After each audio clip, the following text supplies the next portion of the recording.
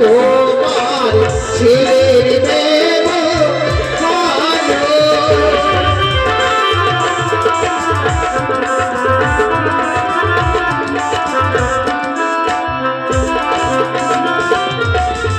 ছিঁড়েছে আমার শাড়ি অঞ্চল, ভেঙেছে আমার ভক্তের কণ্ঠল। আর কি করেছে জানো?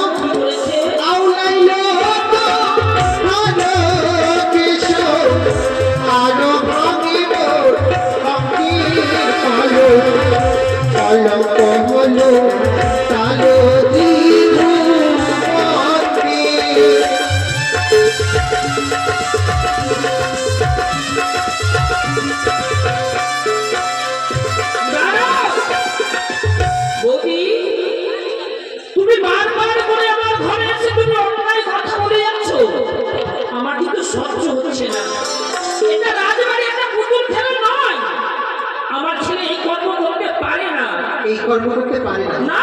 শুধু তাই নয়, যদি লক্ষ্মীদের আমাকে অপমান করতো আমি কিছু বলতাম না, আমার শাড়ি অঞ্চল ছিনতে আমি কিছু বলতাম না। লক্ষ্মীদের আমার কাছে কি চেয়েছে জানো না? যদি চেয়েছে প্রেম আলিঙ্গন। কি বলছো তুমি? না না সরবতী, আমি তোমার কথা বিশ্বাস হয় না। বেশ, তুমি দাঁড়াও, আমি লক্ষ্মীদেরকে বাবাকে ডাকবো আর আমি সেই কথা জানাবো। তাই হবে। কোথায় গো লক্ষ্মীদের বাবা? ও লক্ষ্মীদের বাবা, জয় শিব শম্ভুর জয় হরগৌরীর জয় মা শিবানীর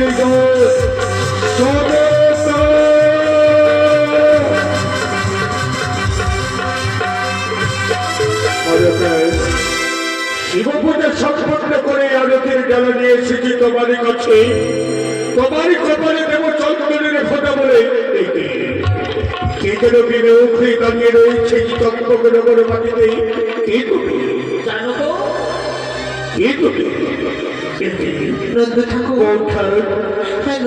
অভিমানের অশ্রু ধারা বয়ে চাই তোমার নয়নে। আমি জানতে চাই এমনই কি হয়েছে বৌঠান, তোমার নয়নে সে অভিমানের অশ্রু ধারা বলে বৌঠান। আজ আমি অসহায় এসেছি, অসহায় হয়ে এসেছি আমি তোমার রাজ্যে, এই চন্দ্রনগরে। আমি প্রাপ্ত বিচার চাই। এমন কোন বিচার নিয়ে চম্পক মাটিতে এসেছ? কোন বিচারে প্রার্থী হয়েছ তুমি? কোন বিচারে নিয়ে এসেছ? তার আগে বলুন তো, যদি আপনার রাজ্যে প্রজাগণ কোনো অপরাধ করে তার হবে শাস্তি। শাস্তি দেবেন তো? তাই স্বরূপ আমি কোন বিচার নিয়ে এসেছি? কোন বিচার? আমি বিচার নিয়ে এসেছি আপনার সন্তান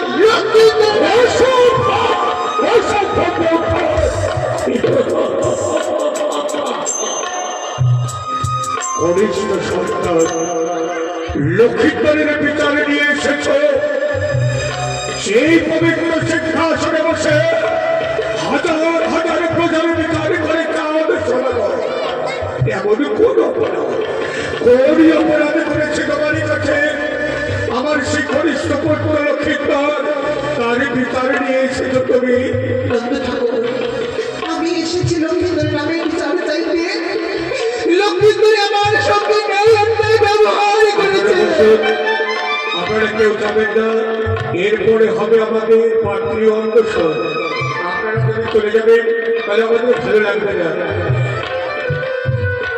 সত্যি যদি অপরাধ করে থাকে আমার কনিষ্ঠ পুত্র লক্ষ্মীধর, কি কবি শান্তি চাই বলছে? এমন কোন অপরাধ করেছিল তোমার কাছে আজ আমার সন্তানের এই মস্তকে তুমি কলঙ্কের ছুরি দিতে এসেছ কেন? যে আমার কাছে চেয়েছে তো কখনো সম্ভব হওয়ার নয়।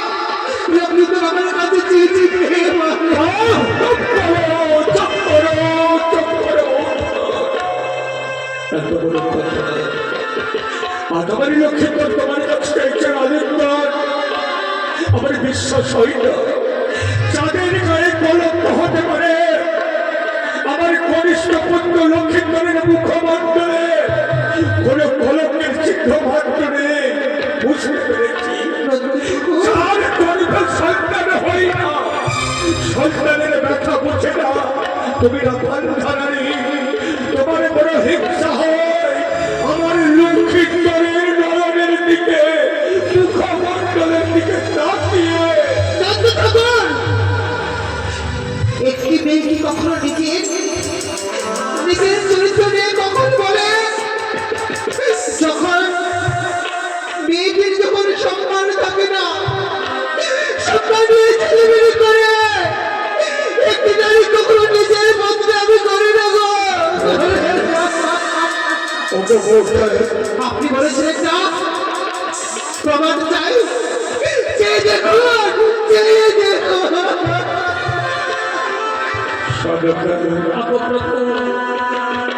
আজ বৌদি এসেছে আমাদের কাছে বিচার চাইতে, কিছু কিছু বুঝতে পারছি না।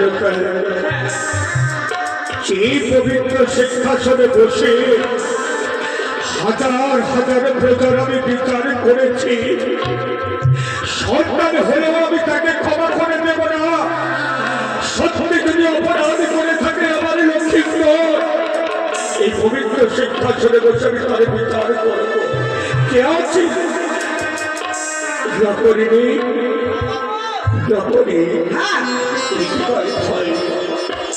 আমি চলতে চাই আমার সন্তানকে তার মায়ের হাতের খাওয়া রেখে পালককে ঘুমিয়েছে না সে দিদি সরোবরে গিয়েছিল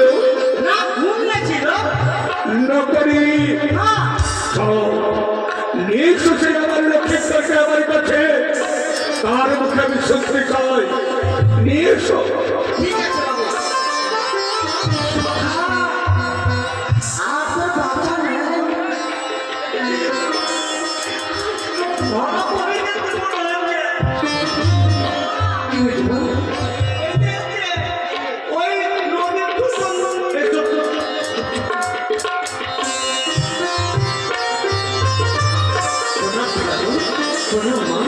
আশীর্বাদ করি রাখায় পৃথিবীর সর্বসুখ যেন তোর মস্তকে পরিশোধ হয় লঙ্কায়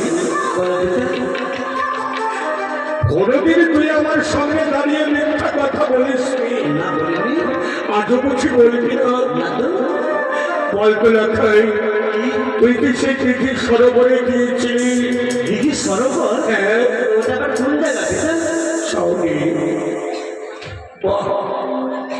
আমি চালিয়ে ঢাকাই তুই হচ্ছিস আমার একমাত্র ভরসা তুই হচ্ছিস আমার হিত মিত্র তুই আমার প্রাণ বায়ু আমি কারো কথা বিশ্বাস করি না ওকে সদতা অপপ্রভু সদতা তুমি তো জানো সদতা কোন সন্তান সন্ততি পিতার সামনে দাঁড়িয়ে সত্যি কথা বলতে পারে না জিজ্ঞেস করো তোমার গুরুধর সন্তানকে সত্যি কি সেই দিকে সরোবরে গিয়ে তার মামিমার কাছে অনেক করে চেয়েছে জিজ্ঞেস করো সত্যি ছেলে বাবার কাছে কোনো কথা বলতে পারে না লখাই মা, একটি কথা বলতে পারছে বলো, একটা কেন, 10টি কথা বলো।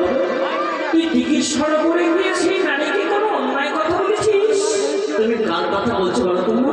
আচ্ছা বলো তো মা, দিঘি সরোবর কেমন হয় দেখতে? তুমি জানো না না, আবার নারী ওটা আবার কি জিনিস মা? তুমি জানো না তাহলে লখাই একটি কথা বলতে পারিস কি বলো? তুই যখন সেই নারীকে চিনিস না দিকে সরোবরে যখন যাসনি হ্যাঁ। তাহলে তুই আমার মাথায় হাত দিয়ে বল তুই দিঘিটা সত্য মা বলুন, তুমি সত্যি বলেছো তোমার বন্ধু কোনো জন্ম হয়েছে ঠিক, কিন্তু আমি তো মিথ্যে কথা বলবো না। জানো মা, জানো আমি আজকে আমি দিঘি সরোবরে গিয়েছিলাম। দিঘির সরোবরে গেছিস সেই নারীকে তুই অন্যায় কথা বলেছিস মা, বললি লখাই কোথায় লক্ষ্মী করে বাবা কথা সত্য শোনো ভবিষ্যৎ কেন তুমি আমার মৃত্যু দিলে না? কেন আমার মৃত্যু দিলে না? এই কথা শুনে আমি সত্যি সত্যি কেন আমার বস্তুকে বাচ্চা খাওয়া হলো না? কেন পদতল থেকে মৃত্তিকা সরে গেল না? কেন গেল না?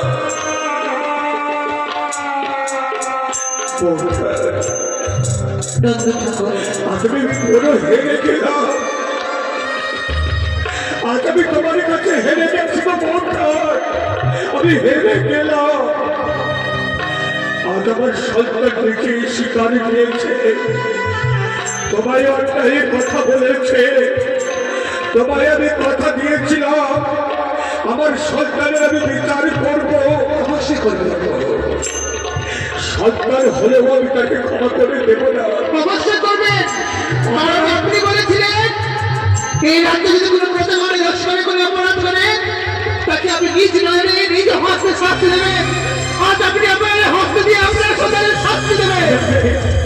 আমার বৌঠান একে একে 6টি সন্তানকে হারিয়ে বুক ভরে ব্যথা দিয়ে কতটা কেটেছিলাম।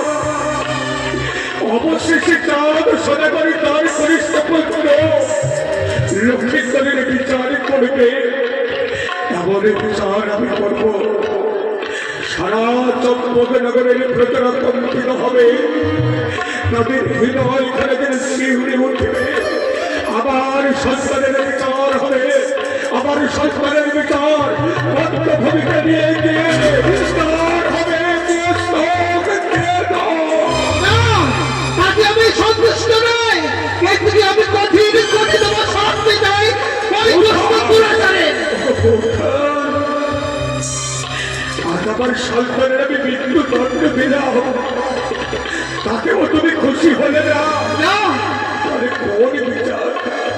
কোন বিচারে তুমি আজ আমার সন্তানের চাও বলো?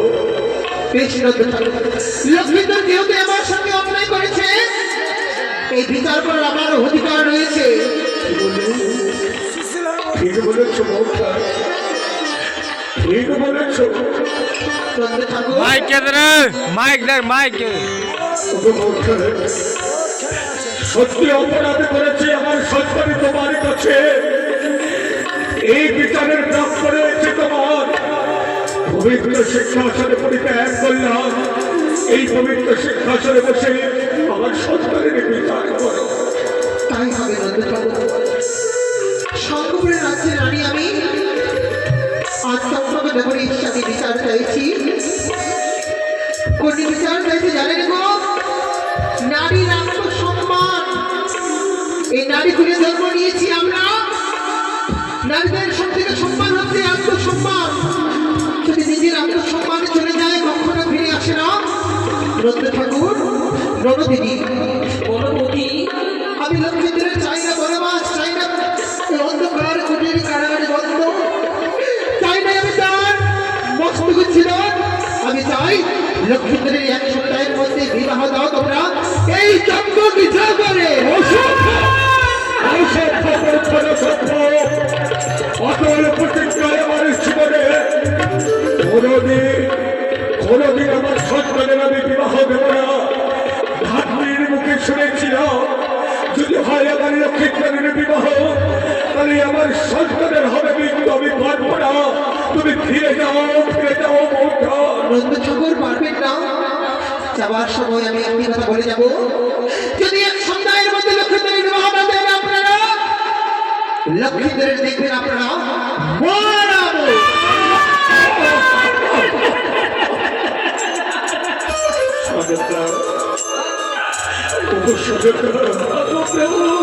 আজ আমি হেরে গেলাম, হেরে গেলাম। নন্দ ঠাকুর, আজ আমি কথা দিচ্ছি 7 দিন নয়, আজ আমি পাত্রী অন্বেষণে বের হব। আমার লক্ষ্মীন্দরকে তুমি ক্ষমা করে দাও। আমি ক্ষমা করে দেব। লাখাই কিন্তু লক্ষ্মীন্দর যে ভাষায় আমায় কথা বলেছে সেই ভাষা দিয়ে আমায় মা বলে ডাকতে হবে। লাখাই যা, তোর মামিমার কাছে ক্ষমা চেয়ে নে বাবা। ও মানে মা, পাগলারা ক্ষমা করতে বলো বলো না। লক্ষায়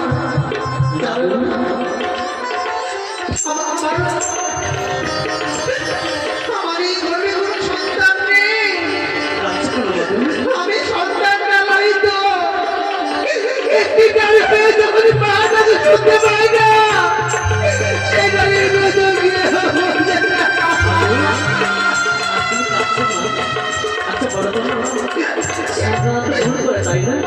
লক্ষিতা তুমি ভুল করে ফেললে পারবে না আমি ক্ষমা করতে বলো না মা পারবে না? তুমি আমাকে মা বলে ডাকে বাবা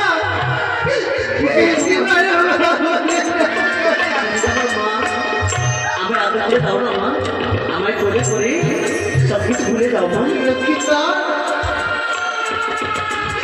সন্তান না জন্ম দিলেও মা হওয়া যায় সাইডে রাখিস তো। আমি দিলাম বাবা। আচ্ছা তুমি মানুষের মতো মানুষ হও। বেশ মা। লেখাপড়া করে উচ্চ শিক্ষা শিক্ষিত মা একবার হাসো না একবার হাসো মা নরদিনী বৌদি আজ আমার ছেলে অন্যায় করেছে বৌদি তুমি ওকে মা মানে মা মানে মা ছেলেকে তুমি ক্ষমা করে দাও আমি কথা করে দেবো। কিন্তু আমি সকলের কাছে হাত জোড় করে ক্ষমা চেয়ে নিচ্ছি যদি আমার কোনো ভুল হয় সবাই ক্ষমা করে দেবে ভোলা পন্তে মা এই নিন আপনাদের সন্তান আপনার হাতে তুলে দিলাম ধর রে গৌড়া শুধু তাই নয় গৌড়া আজকে আমার চম্পক নগরে থাকবে আমার সন্তানকে রাখ, সাইডে রাখ। চাও অন্তর্টি শুনে দাও ওরে দুই আমাকে দে দিস, আমাকে দে দিস। নয়নের মনি রে তো বাবু ধর পরাণ পরাণ।